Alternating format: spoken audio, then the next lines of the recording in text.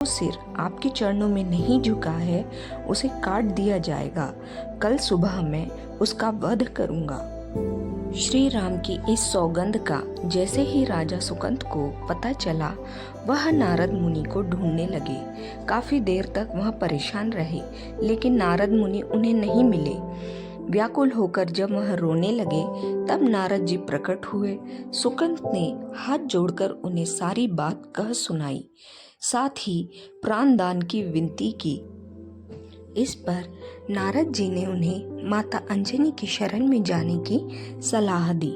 यह भी कहा कि अगर उन्होंने तुम्हें बचाने का वचन दे दिया तो तुम जरूर बच जाओगे, लेकिन यह भी कहा कि वह किसी को यह नहीं बताएंगे कि नारद जी ने उन्हें यह सलाह दी थी।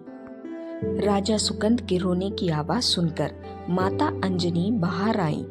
तब उन्होंने कहा कि माता, मुझे बचा ले, अन्यथा विश्वामित्र जी मुझे मार डालेंगे। इस पर माता अंजनी ने सुकंद को उसके प्राण बचाने का वचन दिया। उन्होंने कहा कि तुम शरण में हो, तुम्हें कोई नहीं मार सकता। इसके बाद राजा सुकंद को विश्राम करने के लिए कहा। शाम ढली जब हनुमान जी माता अंजनी के पास पहुंचे तो उन्होंने सारी बात बताई, लेकिन सुकंद को बुलाने से पहले पवन सुत से सौगंध ली। तब श्री हनुमान जी ने कहा कि वह श्री राम के चरणों की सौगंध लेते हैं कि वह सुकंद के प्राणों की रक्षा करेंगे। तब माता अंजनी ने राजा को बुलाया।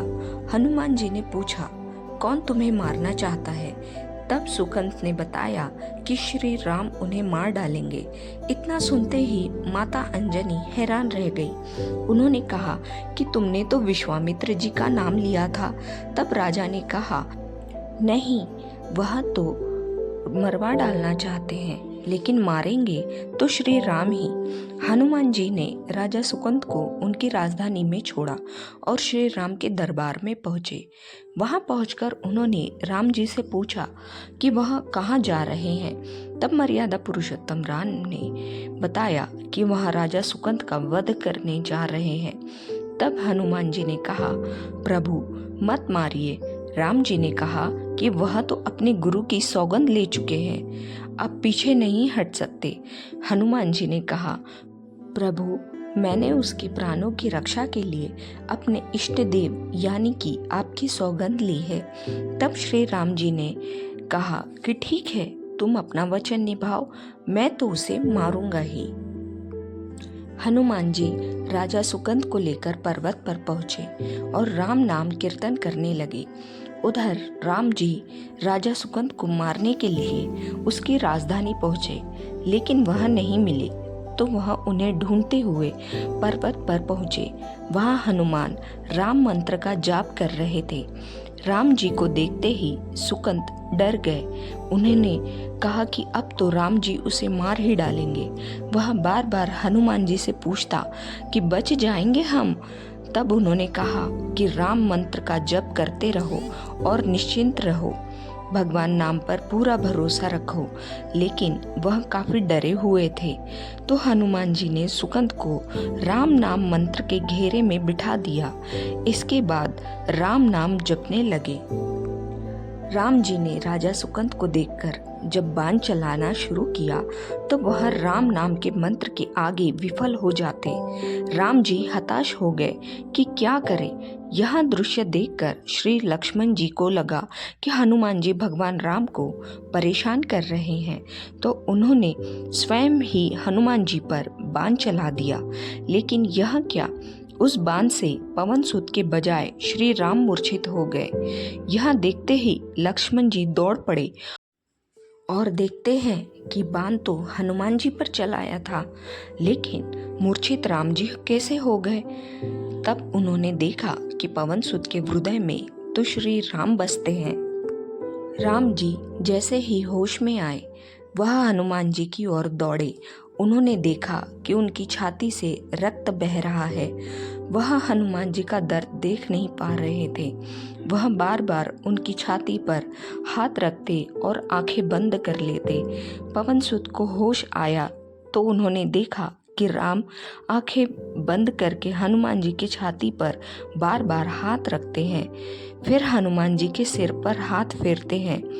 तब पवन सुत ने सुकंत को पीछे से निकाला और उसे अपनी गोद में बिठा लिया। तभी राम ने फिर से हनुमान जी के माथे पर हाथ फेरा, लेकिन इस बार वह पवन सुत की जगह राजा सुकंत के माथे पर था।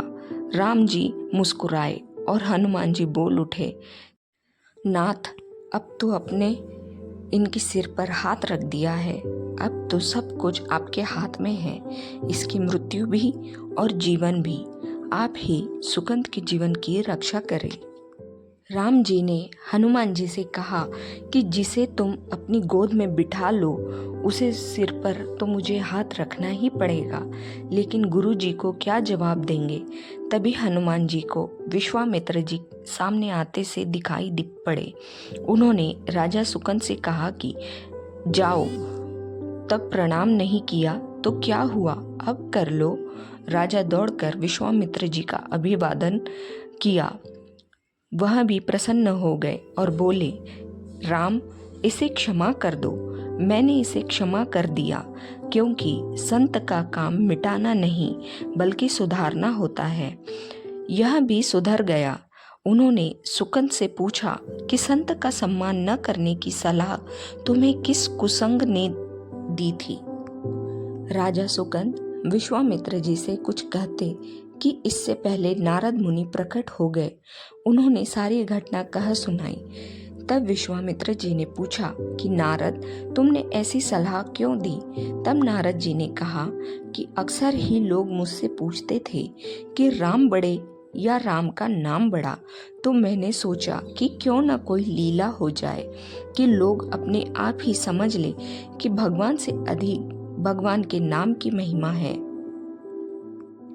जय श्री राम, जय हनुमान।